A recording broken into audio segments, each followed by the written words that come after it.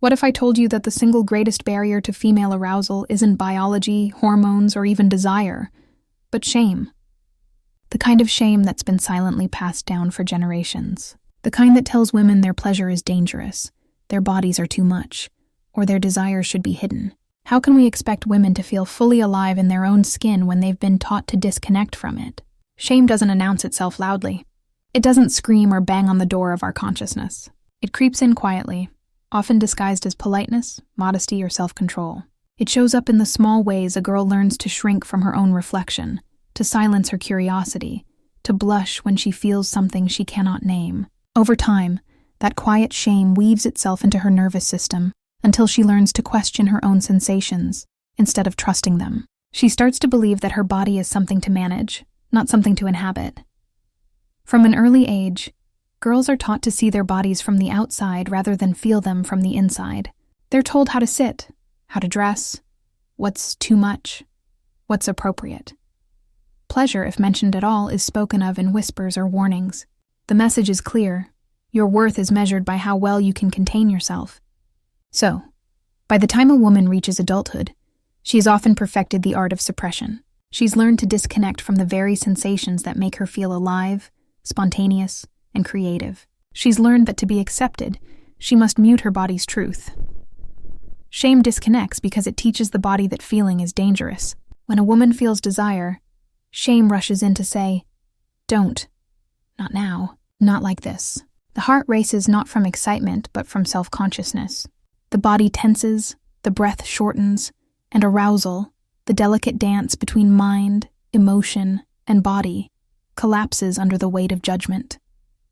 In that moment, pleasure becomes impossible because the body is no longer in safety. It's in defense.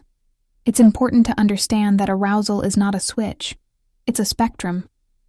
It's not only about sexual touch, but about the full range of sensory and emotional engagement. Arousal is the body's language of interest, vitality, and connection. It's how a woman experiences the world through her senses: touch, taste, smell, sight, sound, and through her emotions: joy, curiosity, longing, tenderness. When shame enters the picture, that language gets muted. It's as if the volume on her own inner music is turned down until she can barely hear it. The tragedy is that shame doesn't just silence pleasure, it silences power. Because pleasure is a source of energy. It fuels creativity, confidence, intuition, and resilience. A woman disconnected from her pleasure often feels like she's living life in grayscale, functioning, achieving, caring for others, but rarely feeling lit up from within. She may not even realize how deeply numb she's become because the world rewards her for being productive, not for being present. This disconnection also affects relationships. When a woman has internalized shame, intimacy becomes a performance rather than an experience. She may go through the motions, but her body isn't fully there. She's thinking about how she looks, how she sounds, whether she's doing it right. Her pleasure becomes secondary to her partner's satisfaction, or to the image she believes she must uphold. She learns to fake openness because actual vulnerability feels too risky. Over time, this creates emotional distance, even in relationships that appear loving on the surface. But the roots of shame go far deeper than the bedroom. They are cultural, religious, and historical. For centuries, women's bodies have been controlled through fear. Fear of judgment, fear of punishment, fear of being labeled unworthy or immoral. Entire systems were built on the idea that a woman's purity defined her value, and purity was equated with the absence of desire. Yet biology tells a different story. The female body was designed for pleasure in ways that science is only beginning to fully appreciate. The clitoris, with its 8,000 nerve endings, serves no reproductive function other than pleasure. The body itself is an ecosystem of sensation, capable of multiple forms of arousal and release. But none of that can flourish in an environment of shame. When shame takes root, it alters the brain's wiring. It triggers the same stress responses as fear and trauma. The amygdala fires, cortisol rises, the muscles tighten. Instead of relaxation and openness, the necessary conditions for arousal, the body goes into vigilance. This is why so many women struggle to turn off their minds during intimacy. They're not broken. They're simply conditioned. Their bodies have learned to associate vulnerability with danger. And that conditioning doesn't disappear with knowledge alone. It requires deep, embodied unlearning. Unlearning shame means starting to listen to the body again, not as an enemy, but as a teacher. It means noticing where tension lives, where breath gets shallow, where the heart feels guarded. It means asking gentle questions. What am I afraid of feeling? Where did I learn that pleasure is unsafe? Whose voice is still living inside me, telling me I should be smaller? This awareness is the beginning of reconnection. The journey back to sensation often begins in stillness. When a woman takes time to be alone with her body, without agenda, without expectation, she starts to hear its whispers. She might notice warmth in her chest, tingling in her hands, or subtle waves of energy moving through her spine. These sensations are not sexual in the narrow sense. They are signs of life returning. The body is remembering its language. Over time, as safety grows, these sensations deepen into pleasure, desire, and flow. Shame thrives in silence, but it loses its grip in truth-telling. When women begin to speak openly about their experiences, the confusion, the numbness, the guilt, they create space for healing. Because the moment you name something, it stops being your secret and starts being your story. And stories heal. They connect us. They remind us that what we thought was personal failure is actually cultural conditioning. We see this transformation in therapy rooms, women's circles, and even medical clinics where female pleasure is finally being studied with seriousness. Doctors like Dr. Lori Brotto have shown that mindfulness, the practice of being present in the body without judgment, can significantly improve arousal and satisfaction. The mind and body are not separate. They are partners in pleasure. When one heals, the other follows. But healing shame isn't about replacing repression with indulgence. It's about balance. It's about reclaiming agency over your body's rhythms and desires. It's about understanding that pleasure and responsibility are not opposites. They coexist beautifully when guided by awareness. True freedom is not doing whatever you want. It's knowing what truly nourishes you. As women begin to shed shame, they also begin to redefine sensuality. It's no longer about what attracts others. It's about what awakens them. Sensuality becomes a state of being. How the skin feels under sunlight. How music moves through the body. How deep breathing can feel like a kind of intimacy with oneself. When women embody this kind of sensual confidence, they stop waiting to be chosen. They start choosing themselves. And that self-choosing ripples outward. It changes how they parent, how they work, how they love. A woman in touch with her body is less likely to tolerate disrespect because her body alerts her when something feels off. She no longer betrays her instincts to keep the peace. Her boundaries become clearer, her presence more grounded, her joy more contagious. This is what empowerment truly looks like. Not a slogan, not a performance, but a lived, felt sense of wholeness. Shame also disconnects women from each other. When pleasure is taboo, comparison and competition take its place. Women learn to judge one another's bodies, choices, and expressions because they've been taught to fear their own. But when shame dissolves, solidarity emerges. Women begin to celebrate one another's radiance instead of resenting it. They become mirrors rather than rivals. They share knowledge about their bodies, their desires, their awakenings. This collective reawakening is how cultures change, from the inside out. One of the most profound aspects of this healing is that it doesn't just affect women individually. It shifts generations. When a mother heals her relationship with her body, she unconsciously gives her daughter permission to do the same. When she models self-acceptance, her daughter learns that beauty is not about compliance, but authenticity. The cycle of silence begins to break. The language of shame is replaced with the language of reverence. And yet, this journey requires courage. It asks a woman to face centuries of conditioning with compassion rather than anger. It asks her to forgive herself for the ways she's gone numb, to forgive the younger version of herself who thought shrinking was the only way to stay safe. Because shame loses power when met with compassion. The body doesn't need to be fixed. It needs to be befriended. Imagine what would happen if women everywhere stopped apologizing for their bodies. If they stopped measuring themselves against impossible ideals and started tuning into their own sensations. Imagine classrooms where young girls learn about pleasure as naturally as they learn about anatomy. Not as something secret, but as something sacred. Imagine a culture where a woman's sensuality is seen not as a threat, but as a sign of her aliveness. That world begins with awareness. Awareness is the antidote to shame. When a woman learns to stay present with her body, through breath, touch, or movement, She begins to rewrite the story. She replaces the old script of "I shouldn't feel this" with "I am allowed to feel everything." She learns that pleasure doesn't make her less spiritual, less intelligent, or less disciplined. It makes her more whole.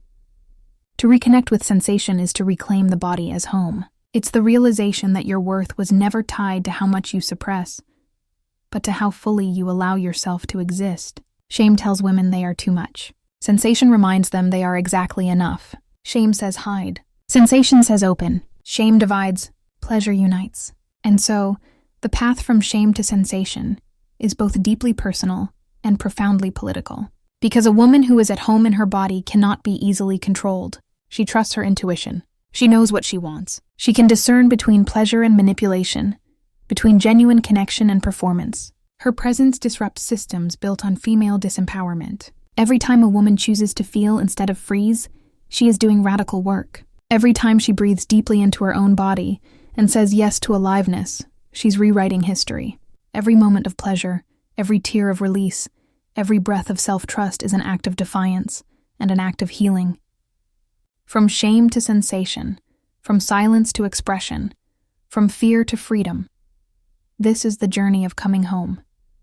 Not just to the body, but to the self. The body remembers what the mind forgets. It holds both the pain and the possibility. And when a woman learns to listen again, she discovers that beneath the layers of conditioning, her essence has always been whole, always radiant, always ready to feel.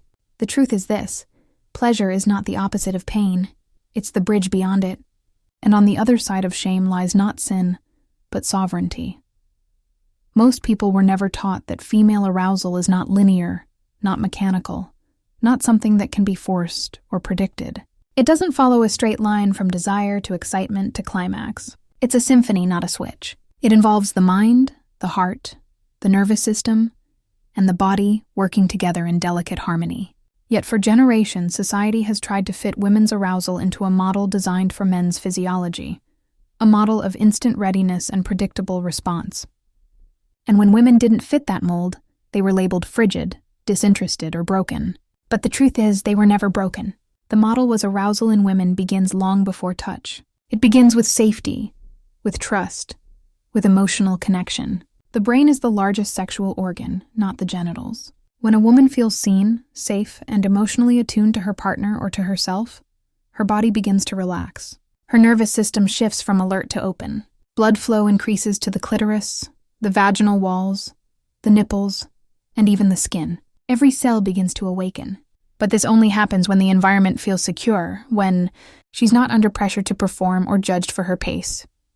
This is why spontaneous desire that appears suddenly out of nowhere, is less common for women.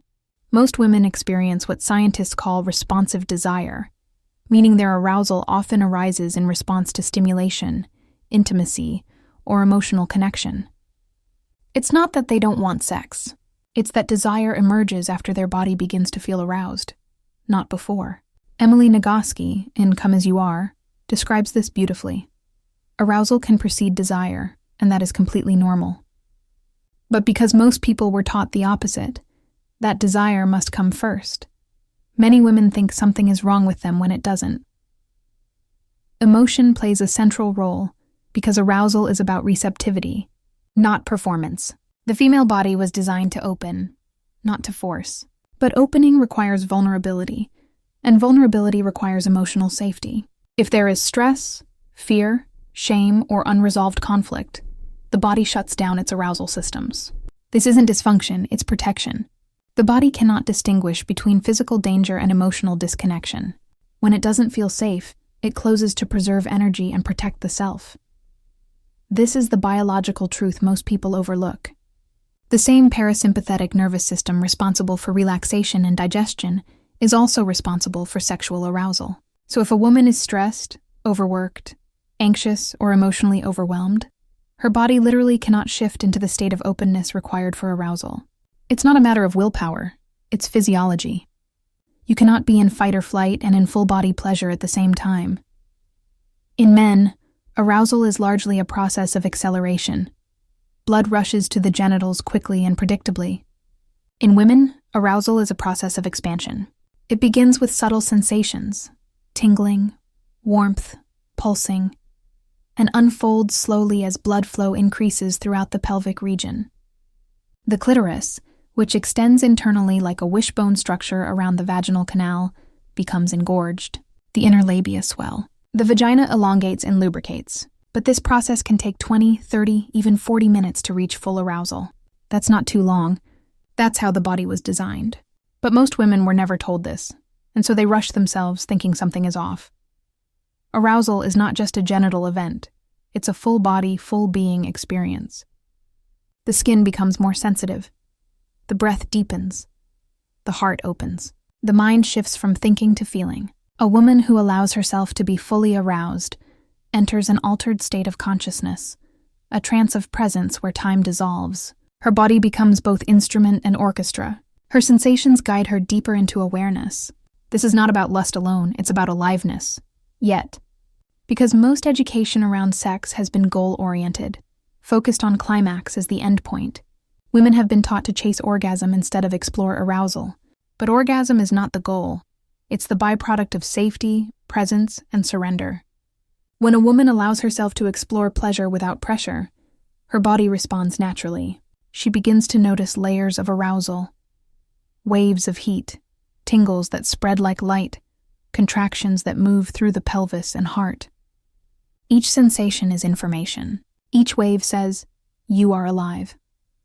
Another truth often ignored is that arousal is deeply linked to emotional intimacy. For many women, the doorway to sexual desire is emotional connection. When she feels emotionally close to her partner, her body begins to open. When she feels distant or unseen, her body closes as if to protect her heart. This is not manipulation. It's biology. The female nervous system is wired for connection. Oxytocin, often called the bonding hormone, floods the body during touch, orgasm, and even conversation. It creates feelings of trust and safety. But if a woman's oxytocin levels are chronically low due to lack of nurturing touch, chronic stress, or emotional neglect, her ability to access arousal diminishes. That's why for women, foreplay is not a prelude to sex, it's the foundation. And foreplay doesn't always mean touch. It means attunement. It means the moments when her partner listens, pays attention, or offers genuine affection. It means laughter, eye contact, emotional honesty. These small moments tell her body it's safe to feel. The body then responds in kind. But here's something even more profound. Women can generate arousal entirely from within. They don't need a partner to awaken it. Breath, movement, fantasy, and self-touch are powerful tools for self-connection. When a woman begins to explore her own arousal without shame, she develops a dialogue with her body. She learns her rhythms, her triggers, her boundaries, and her desires. She becomes her own source of pleasure and peace. This self-generated arousal is not only physical, it's spiritual. It grounds her in her body and connects her to her creative essence. Emotionally, arousal is tied to expression. The same pathways that govern sexual openness also govern creativity, voice, and emotion. When a woman suppresses her pleasure, she often suppresses her creativity and intuition. When she begins to reclaim her arousal, she often finds her voice returning. She begins to paint again, sing again, write again, or simply speak her truth with confidence. Pleasure and expression rise together because they come from the same source, authentic energy moving freely through the body. This is why so many women experience tears, laughter, or deep emotion during intimacy. It's not strange. It's sacred. The body is releasing stored emotion through sensation. Pleasure becomes a form of healing, a way to wash the nervous system clean of the old stories that said, "You are too much, you are not enough, you must hide." Every sigh, every shiver, every wave of pleasure is the body saying, "I'm safe now. I can feel again." The clitoris itself is a wonder of design. For centuries, it was ignored or misrepresented in medical literature. Only in the last few decades have we mapped its full structure, internal and external, and understood that it contains twice as many nerve endings as the penis. But unlike the penis, its only function is pleasure. There is no reproductive or urinary role. It exists entirely for joy. That in itself is revolutionary. Nature did not design women to suffer in silence. It designed them for delight. And yet, many women have never truly explored this part of themselves. They may have touched themselves in secrecy or shame, but not with reverence or curiosity. They may have learned about pleasure through media that depicts it as performance, not as presence. So, their understanding of arousal becomes shaped by what they think it should look like, rather than what it actually feels like. Reconnecting to the body means unlearning that conditioning. It means exploring with the innocence of discovery rather than the pressure of perfection. Arousal is also cyclical. It changes with hormonal rhythms, with mood, with age. During ovulation, many women feel naturally more sensual and energized. During menstruation or stress, the body may crave rest and tenderness instead. None of these fluctuations are failures. They are intelligence. The female body is dynamic, not static. Its desires ebb and flow like tides. The problem is not inconsistency. It's the expectation of constancy. When women learn to honor these cycles instead of fighting them, they move into harmony with their biology. Another truth hidden from most people is that deep arousal can awaken profound spiritual experiences. In many ancient traditions, from Tantra to Taoism, sexual energy was seen as sacred life force. When it flows freely, it nourishes every part of being. Modern neuroscience confirms this. During arousal and orgasm, the brain releases not only dopamine and oxytocin, but also serotonin and endorphins, the same chemicals responsible for happiness, bonding, and euphoria. Pleasure, then, is not frivolous. It's essential to emotional balance. But because pleasure has been moralized and medicalized, women often feel guilt even when their bodies respond naturally. They might feel desire and immediately question it. Is this okay? Should I feel this way? What will people think? This internal conflict interrupts the arousal process, sending mixed signals to the brain. The body wants to open. The mind tells it to close. That tug of war creates confusion, tension, and numbness. The emotional truth is that arousal cannot coexist with self-judgment. It requires permission. Permission to feel, to enjoy, to surrender. When a woman gives herself that permission, her entire physiology changes. The pelvic floor softens, the heart rate synchronizes with breath, blood flow increases, and sensitivity heightens. The body becomes an instrument of sensation rather than a battleground of control. And this doesn't just affect intimacy, it affects everything. A woman who knows how to regulate her arousal, how to move between relaxation and excitement, knows how to regulate her stress. She becomes more resilient, more grounded, more intuitive. She becomes attuned to her own boundaries and desires. She begins to live from her body rather than her mind. That's what empowerment feels like. Not dominance, but embodiment. We have to start teaching this truth. We have to start telling girls and women that arousal is not dirty, that it's part of being human. We have to show them that pleasure is not the opposite of discipline. It's part of balance.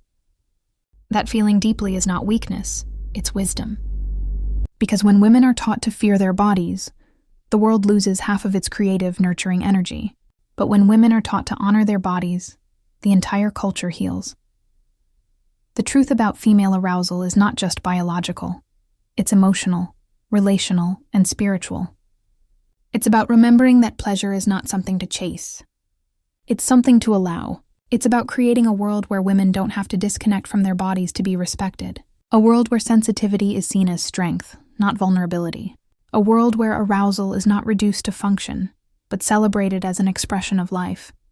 Because when a woman is fully aroused, not just sexually, but sensually, emotionally, energetically, she becomes radiant. She moves through the world with a kind of quiet confidence that comes from within. Her pleasure is not something she hides. It's something she emanates. And that radiance is contagious. It inspires others to awaken, to soften, to feel. The biological and emotional truth about female arousal is this. It is not a flaw to be managed, but a wisdom to be listened to. It is not chaos, it is coherence. It is not indulgence, it is intelligence. When a woman learns to trust her body's rhythms, she steps into the most natural power there is, the power of being fully, unapologetically alive. Awareness is where the healing begins. Without awareness, a woman cannot reclaim her sensations because she cannot yet recognize them. Awareness is what turns numbness into feeling, confusion into clarity, disconnection into choice. It's not about overthinking or analyzing. It's about tuning in. It's about shifting from asking, "What's wrong with me?" to asking, "What is my body trying to tell me?" That one question changes everything. When a woman starts to bring awareness to her body, she begins to notice how often she's been living outside of it. She realizes how many of her daily actions, how she walks, eats, loves, even breathes, are driven by habit rather than presence. She notices the tension in her shoulders when she tries to please others, the shallow breath when she feels undeserving, the way her body stiffens when her boundaries are crossed. Awareness makes the invisible visible. It's like turning on the light in a room she didn't realize she'd been living in the dark. And when that light turns on, curiosity becomes the next step.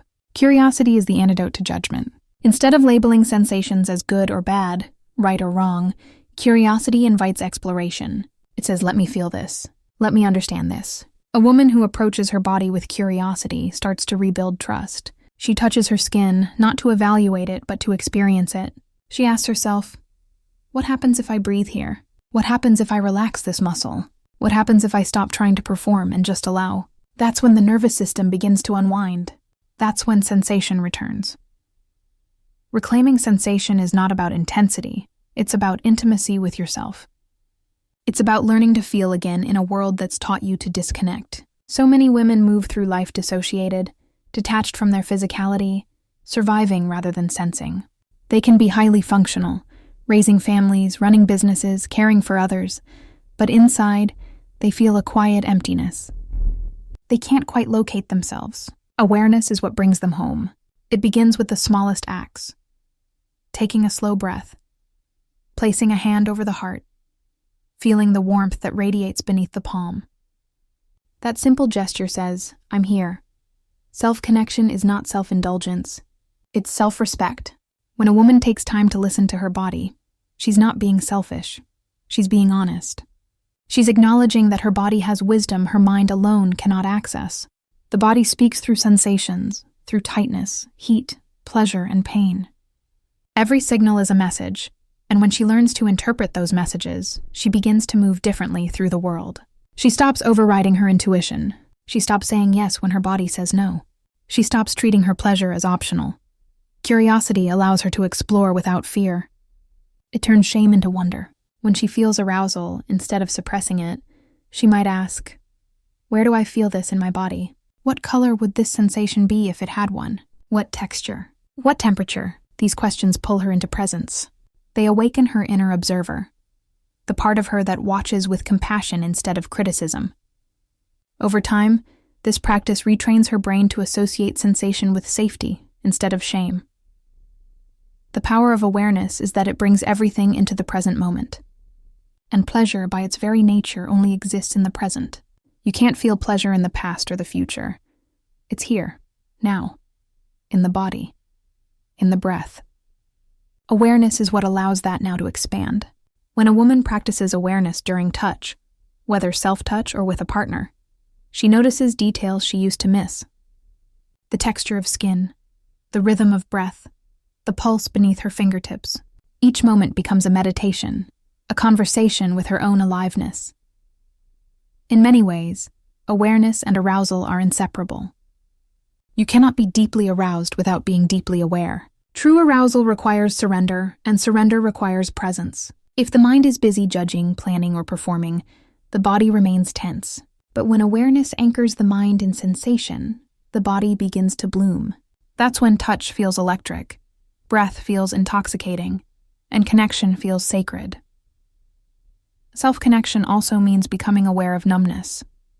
Many women expect to feel pleasure instantly, but numbness is a normal stage of reconnection. It's the body's way of saying, I've been ignored for too long.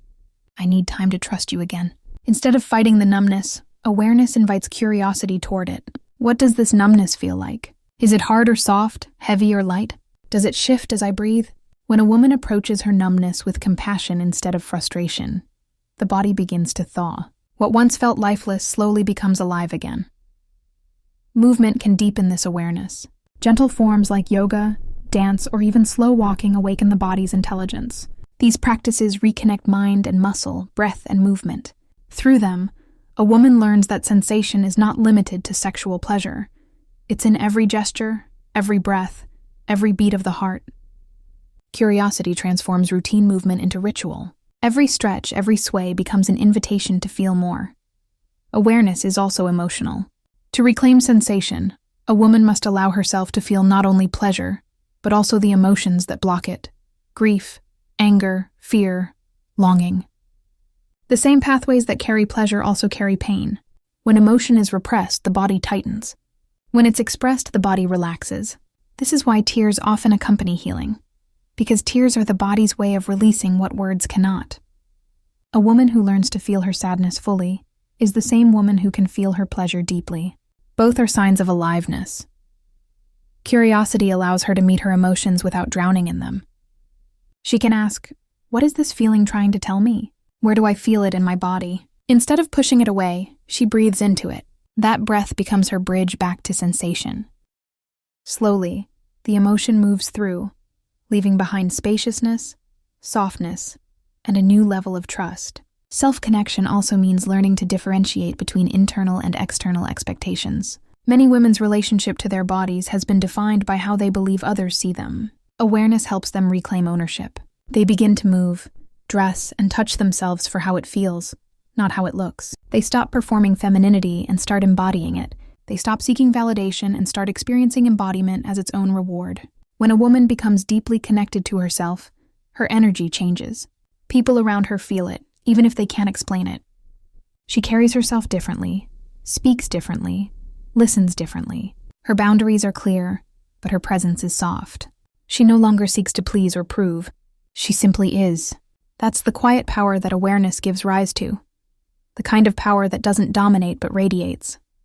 The more she practices self-connection, the more she discovers that pleasure is not separate from her daily life. It's in the warmth of sunlight on her skin, in the texture of fabric against her body, in the rhythm of her own heartbeat. Sensation becomes a prayer of gratitude.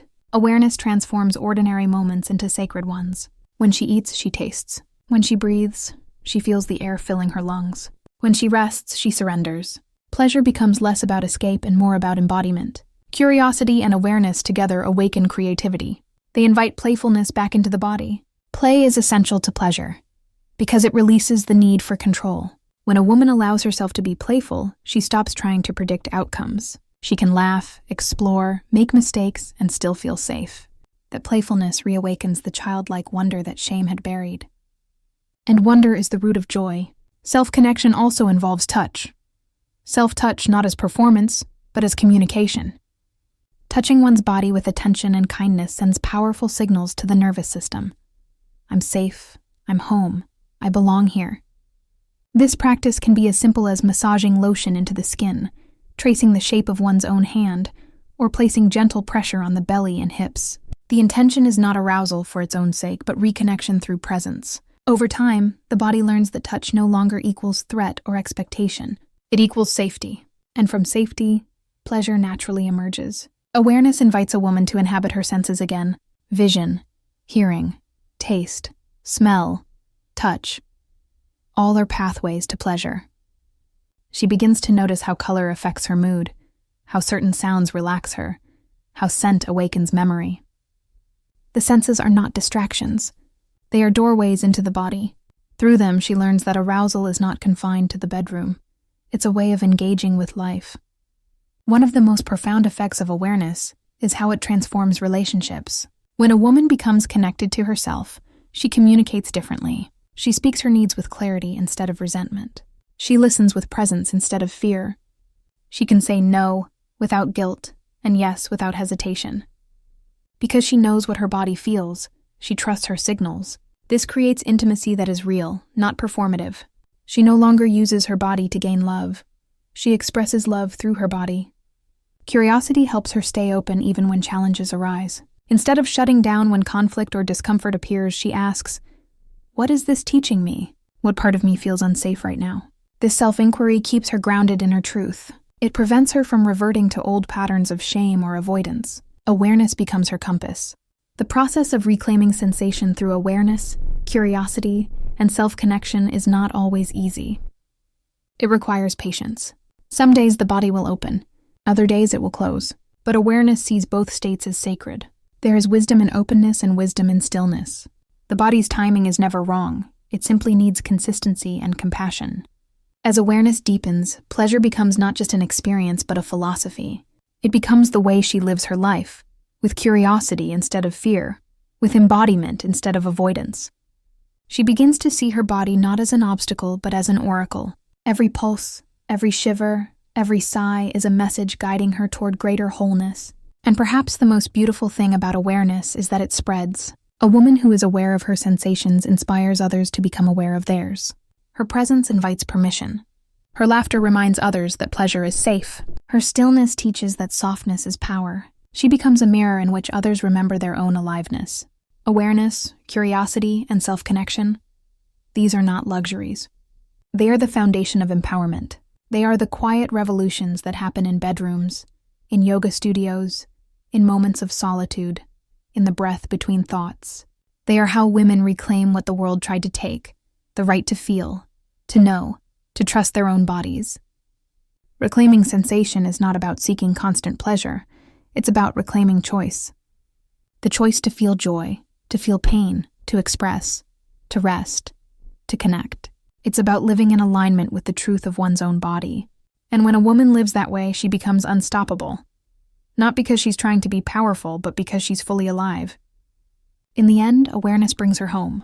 Curiosity keeps her there. And self-connection turns that home into sanctuary. The body ceases to be a battleground of shame and becomes a temple of truth. Every breath becomes a prayer of belonging. Every sensation becomes proof of her aliveness. And that, more than anything else, is what it means to reclaim sensation. Not to escape life, but to feel it completely. Empowerment and pleasure are two sides of the same truth. A woman cannot be fully empowered if she is disconnected from her pleasure. And she cannot fully experience pleasure if she does not feel empowered. They feed each other, mirror each other, rise and fall together. To live without pleasure is to live half alive, and to live without empowerment is to live half free. Real freedom comes when a woman allows herself to feel and to choose, when she recognizes that pleasure is not a luxury, but a form of power, one that begins within her body and radiates outward into every part of her life. For too long, women have been taught that empowerment means achievement, success, strength, independence. All of those are important, but they are incomplete without connection to the body.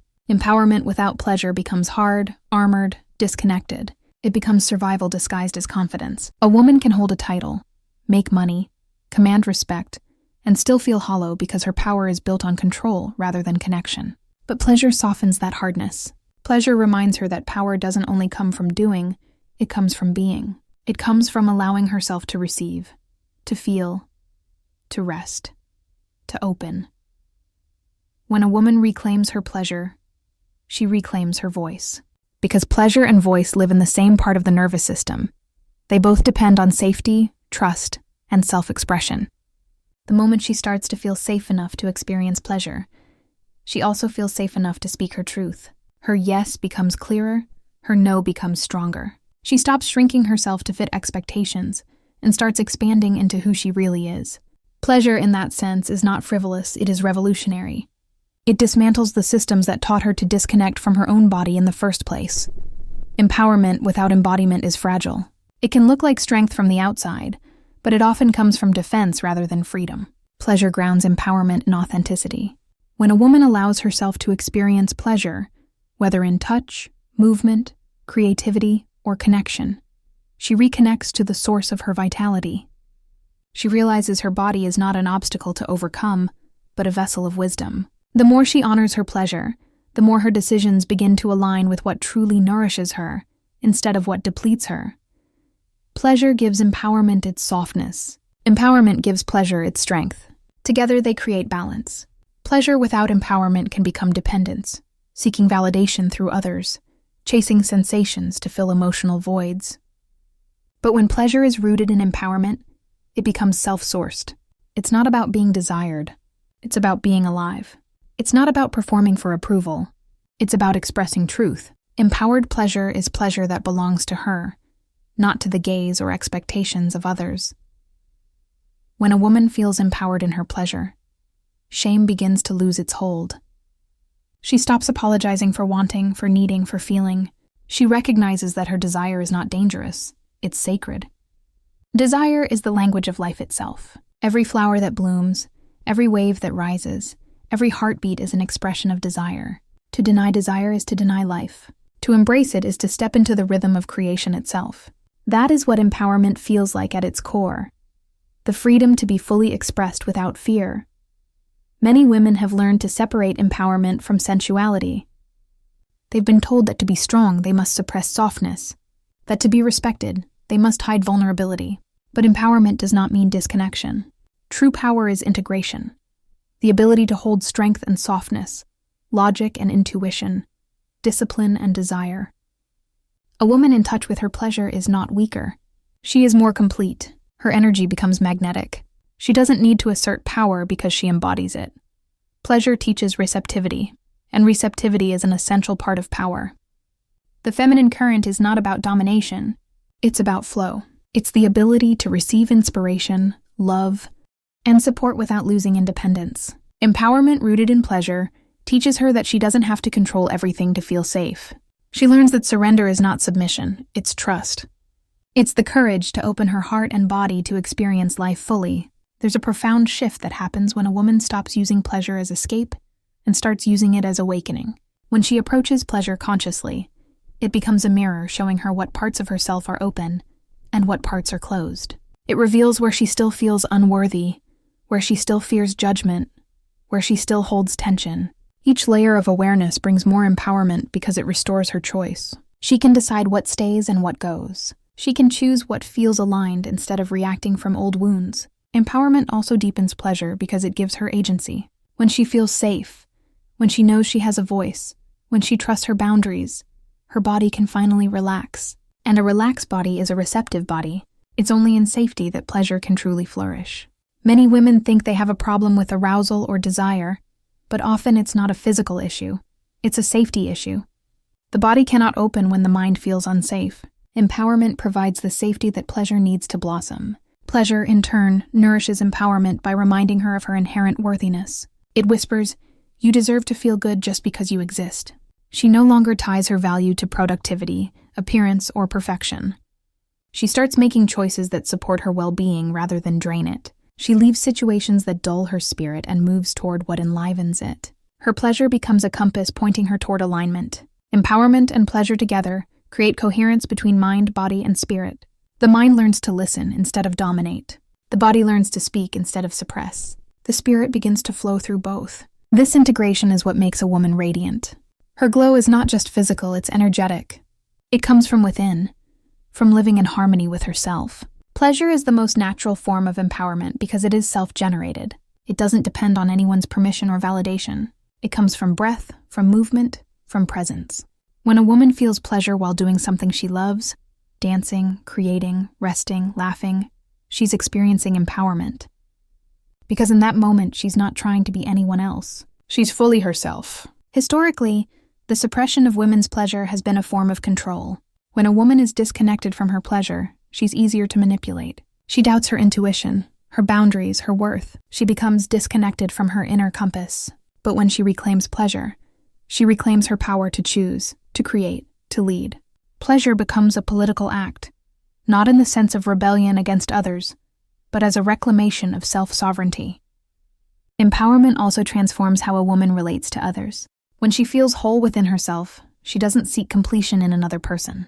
Her relationships become partnerships, not dependencies. She can give and receive love without losing herself. Pleasure in this context becomes mutual, expansive, creative.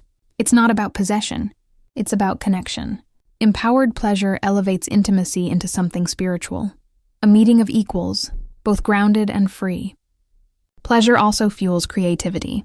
When a woman is in touch with her pleasure, she becomes a channel for inspiration. The same energy that fuels sexual desire fuels art, innovation, and expression. It's the energy of life itself. Empowerment allows her to direct that energy consciously toward building, creating, leading, nurturing. Pleasure gives her energy. Empowerment gives it direction. Together, they make her unstoppable. Even in moments of challenge or pain, empowerment and pleasure remain connected. Empowerment helps her navigate discomfort with resilience, while pleasure offers moments of reprieve, nourishment, and healing. The two dance together, one giving strength, the other giving softness. Empowerment says, "You can handle this." Pleasure says you deserve to rest. Together, they sustain her through every season of life. A woman who embraces both is deeply magnetic because she embodies paradox. She can be fierce and tender, grounded and wild, strong and open. She doesn't reject her emotions or her desires. She integrates them. People are drawn to her not because she demands attention, but because she radiates authenticity. Her power feels natural, effortless, grounded in truth. This is what it means to live empowered through pleasure. Not to chase highs, but to live in harmony with the body's rhythms. To know when to act and when to rest. To trust intuition as much as intellect. To move from alignment instead of obligation. This kind of empowerment cannot be taken away because it doesn't depend on external validation. It lives inside her. And as more women reconnect to this truth, the world around them shifts. Empowered women who honor their pleasure raise children who trust their feelings. They build relationships based on mutual respect. They lead communities with empathy and creativity. They redefine success not by exhaustion but by joy. Pleasure and empowerment ripple outward, transforming not just individuals but cultures. At its essence, empowerment gives a woman permission to say, "I belong to myself." Pleasure gives her the ability to feel what that belonging means. One is the voice, the other the song. Without pleasure, empowerment loses its heartbeat. Without empowerment, pleasure loses its ground. Together, they form the rhythm of a fully alive woman, strong yet soft, independent yet connected, powerful yet peaceful. To live in that rhythm is to live in truth. It is to know that your body is not your enemy, that your desire is not your shame, that your pleasure is not your weakness. It is to remember that every breath, every heartbeat, every moment of joy is a declaration of power. And when a woman lives from that truth, she doesn't just change her own life, she changes everything around her. Empowerment and pleasure are not separate paths. They are the same journey home, to the body, to the heart, to the essence of being alive. Shifting from suppression and silence to self-trust and embodied confidence is not a single act of courage. It is a process of remembering who you are beneath the conditioning. It's the slow, steady return to the body, to sensation, to truth. For many women, suppression has been so normalized that they don't even recognize it as suppression. It looks like smiling when something hurts, staying quiet when something feels wrong, or prioritizing everyone else's needs above their own. It looks like shrinking to be palatable, numbing to be acceptable, silencing desire to be good. But every time a woman does this, she creates a small fracture in her connection to herself. Healing begins when she decides to stop abandoning herself, when she begins to listen again to what her body has been trying to say all along. The first step is awareness.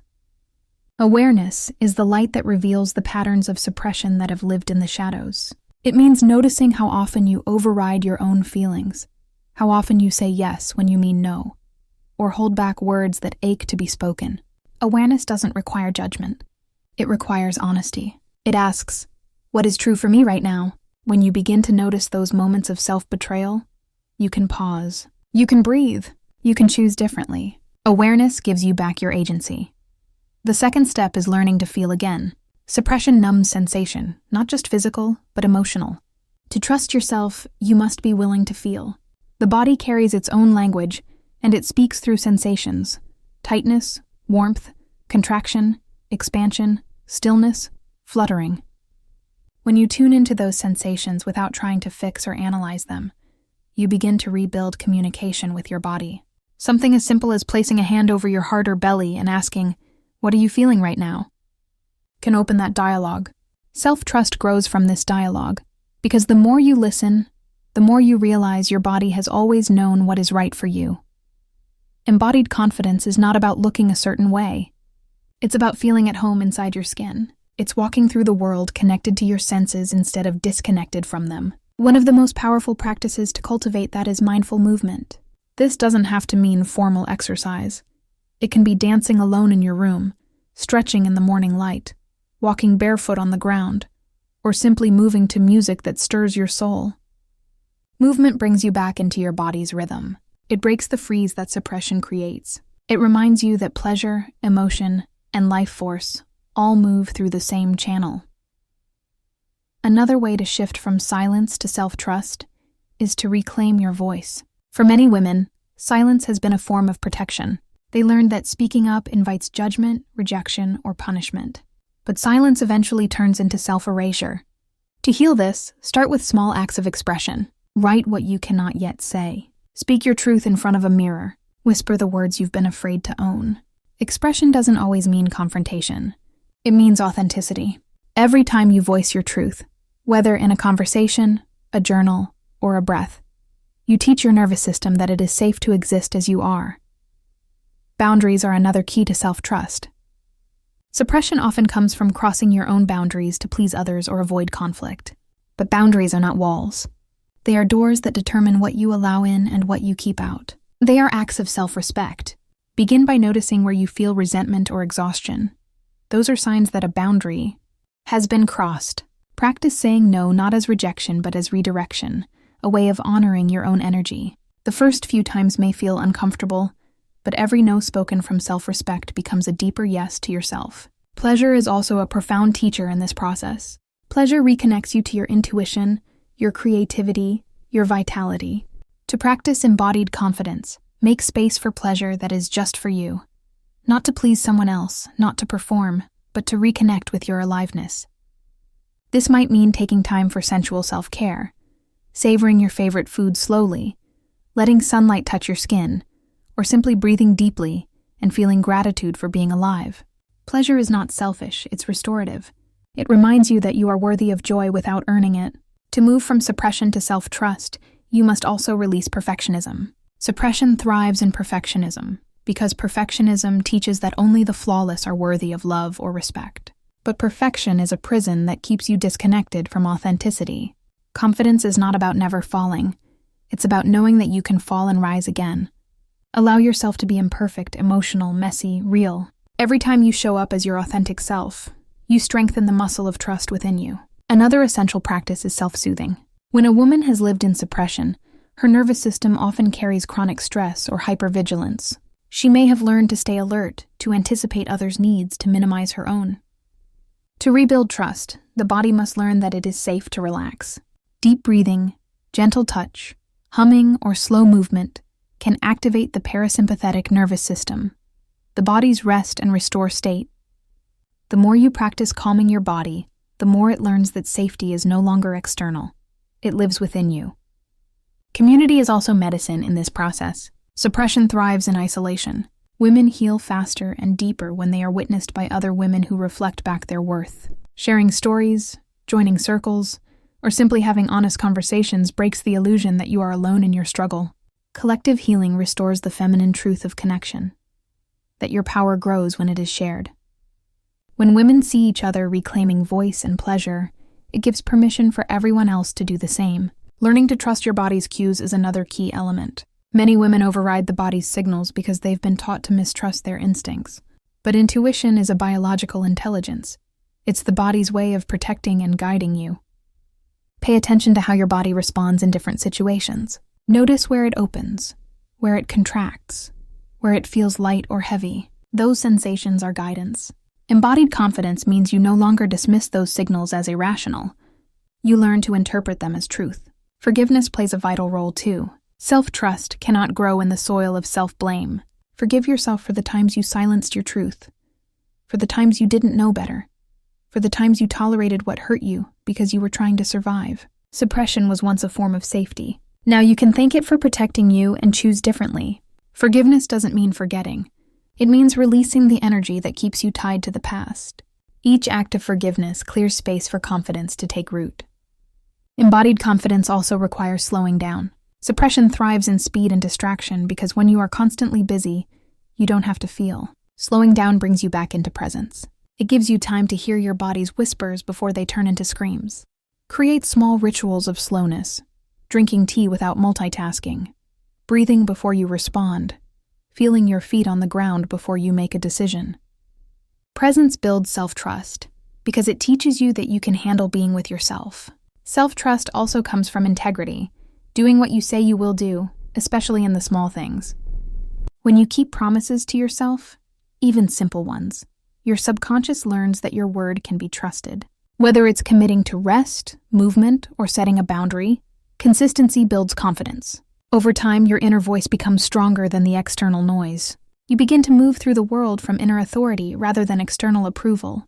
The process of moving from silence to expression often brings up grief. Grief for the years spent disconnected, for the words unsaid, for the parts of yourself you had to hide. Allow that grief to be felt. It is not weakness, it's release. Tears cleanse the emotional body. They make space for joy. Every wave of grief that moves through you makes room for new aliveness. Confidence grows not by avoiding emotion, but by learning to stay present with it. Another powerful way to embody confidence is through self-touch and body awareness. The body holds memory of pleasure, pain, shame, love. When you touch yourself with compassion, you begin to rewrite those memories. A simple daily practice. Place your hands on different parts of your body, your heart, belly, thighs, face, and breathe. Feel the warmth of your own touch. Speak kindly to yourself. Whisper, "This is my body, and I am safe here." Over time, this practice transforms how you relate to your body, from judgment to reverence. Creative expression is also a doorway to embodied confidence. Suppression constrains creativity, but creativity reawakens freedom. Paint, write, sing, dance, garden, whatever makes you lose track of time. When you create, you step into flow, the same state where pleasure and intuition live. You learn to trust your impulses, to play, to make mistakes. Creativity dissolves the fear of being wrong. It allows you to reconnect with joy for its own sake. Healing the inner dialogue is another essential piece. Many women carry an internal critic that echoes the voices of the past, parents, partners, society, telling them they're too much or not enough. Begin to notice that voice and talk back to it. Replace judgment with compassion. When you catch yourself saying, "I shouldn't feel this way," shift to, "It's okay that I feel this way." Self-trust grows when you stop fighting your emotions and start befriending them. Learning to receive is a radical act for many women. Suppression teaches giving as a virtue and receiving as selfishness. But embodied confidence comes from balance, the ability to give and receive with equal grace. Practice accepting compliments without deflecting, asking for help without guilt, resting without apology. Receiving is not weakness, it's nourishment. The more you allow yourself to receive, the more your nervous system learns that you are supported, not alone. To move fully into embodied confidence, you must also reframe what power means. Power is not domination or control, it's presence, authenticity, and groundedness. It's the ability to stand in your truth even when it's uncomfortable. When you embody your power, your energy becomes calm, clear, and magnetic. You don't need to prove it. You radiate it, and that power attracts experiences that match your truth. The journey from suppression to self-trust is not linear. There will be days of expansion and days of contraction, but even contraction is part of growth. It's your body's way of integrating new levels of awareness. Confidence is not the absence of fear, it's the willingness to move with it. Each time you choose truth over silence, presence over performance, softness over self-criticism, you strengthen the foundation of trust within you. Embodied confidence is the natural state of a woman who remembers her wholeness. It's not something you perform. It's something you inhabit. It's how you walk into a room connected to your breath, aware of your heartbeat, rooted in your worth. It's how you make decisions that honor your body, your pleasure, your boundaries, and your truth. It's how you live as your own authority, your own safe place, your own source of validation. Suppression taught you to survive by disappearing. Embodiment teaches you to thrive by reappearing, fully, unapologetically, sensually, and sovereignly. Self-trust is not a destination but a relationship, one that deepens every time you choose yourself. Confidence is not about never doubting. It's about returning to yourself again and again, no matter how many times you drift away. And one day you will notice that you no longer have to force confidence. It will flow through you naturally. You will speak and move from truth without overthinking. You will feel your body as an ally, not an adversary. You will experience pleasure not as a guilty indulgence, but as your birthright. You will know, deeply and quietly, that the power you sought was never missing. It was simply waiting for you to come home. For too long, the story of female arousal has been written by everyone but women. Medical texts once treated women's pleasure as a mystery, a side effect, or worse, an indulgence. Culture told women that good girls don't want too much. Religion, in many traditions, made the body something to control, not something to celebrate. And yet here we are, in a time when science, psychology, and lived experience are finally proving what women have always known deep down. That pleasure is not the enemy of virtue. It's the expression of vitality. Arousal is not just a physical response. It's a language of the body. It's how your nervous system says, I feel safe enough to open. It's how your heart says, I trust this moment. But shame short-circuits that process. It pulls the body into defense, contraction, and self-judgment. You can't surrender to pleasure while simultaneously guarding against it. You can't feel fully when part of you is bracing to be wrong. When women start exploring their own arousal, without guilt, without performance, they begin to rediscover parts of has-be themselves that have been numbed or silenced. This isn't about chasing orgasm. It's about awakening aliveness. Books like Come As You Are by Emily Nagoski and Women's Anatomy of Arousal by Sherry Winston have shown us that pleasure is not a luxury. It's biology. It's the natural rhythm of an unashamed body. Think about how we talk about women's pleasure compared to men's. When a man expresses desire, it's seen as strength. When a woman does, it's often seen as neediness, danger, or attention-seeking. This double standard has conditioned women to suppress their sensual truth, to disconnect from their bodies in order to be accepted. And yet, that very disconnection is what breeds dissatisfaction, anxiety, and emotional emptiness. But here's the good news. What shame disconnects, awareness can heal. When a woman begins to explore what truly feels good for her, not what looks good, not what's expected, she begins to rewire her nervous system. She replaces fear with curiosity. She moves from performing pleasure to experiencing it. This is not selfish. It's self-restoring. Because a woman who feels is a woman who lives. Empowerment doesn't begin in the boardroom or the protest. It begins in the body. It begins the moment a woman says, I will no longer apologize for being a sensory, emotional, alive human being. That's the power of moving from shame to sensation. Pleasure becomes a form of truth-telling. It becomes a rebellion against everything that told her to stay quiet, small, and numb. And when women reclaim that connection, something profound happens. They stop seeking validation outside themselves. They stop confusing approval with intimacy. They start listening to the body's wisdom, the subtle yes, the protective no, the invitation to pause, the spark that says, this is me. That awareness doesn't just transform intimacy, it transforms identity. True empowerment is not about control, it's about connection. It's not about being perfect, it's about being present. And presence requires embodiment, the courage to feel what's real, even when it's messy or inconvenient. Pleasure, in that sense, becomes medicine. It softens trauma, rewires shame, and restores safety inside the self. So the question isn't whether women can feel aroused. The question is whether they feel free enough to allow it.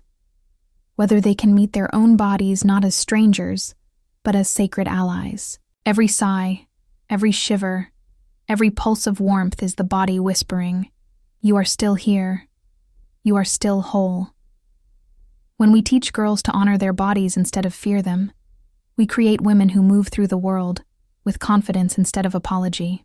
When we normalize conversations about pleasure, we create relationships rooted in honesty instead of performance.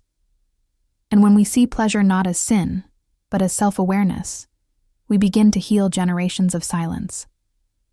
From shame to sensation. That journey is not just about sexuality, it's about self-sovereignty. It's about reclaiming the right to feel, to choose, to express, to be alive. Because when a woman feels connected to her body, she becomes unstoppable. She no longer waits for permission to experience joy. She generates it. And that, perhaps, is the most revolutionary act of all.